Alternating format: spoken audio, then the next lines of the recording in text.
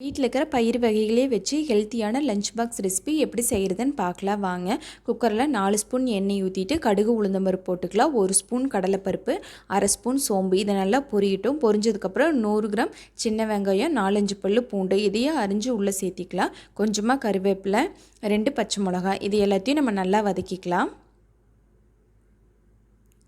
இதை நல்லா வதங்கினதுக்கப்புறம் 2 பெரிய தக்காளி சேர்த்து நல்லா வதக்கிக்கலாம். இப்போ இதுக்கு தேவையான மசாலா சேர்த்திக்கலாம். 1/2 ஸ்பூன் மிளகாய்த்தூள், 1/2 ஸ்பூன் சாம்பார் தூள், 1/2 ஸ்பூன் மஞ்சள் தூள், 1 ஸ்பூன் கல்லுப்பு. இது எல்லாத்தையும் நம்ம நல்லா வதக்கிக்கலாம்.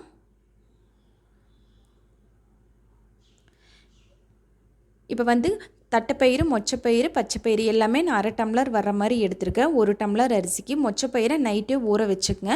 காலையில் தனியாக விசில் விடணும்னு அவசியம் இல்லை, நம்ம அப்படியே உள்ளே சேர்த்திக்கலாம். தட்டைப்பயிரையும் மொச்சப்பயிரையும் ஒரு 2லேருந்து 3 மணி நேரம் நல்லா ஊற வச்சுக்கங்க. அதையும் நம்ம உள்ளே சேர்த்து நல்லா மிக்ஸ் பண்ணி விட்டுக்கலாம். 1 டம்ளர் அரிசிக்கு 1/2 டம்ளர் 3 பயிர் வகைகளும் வர்ற மாதிரி எடுத்திருக்கேன்.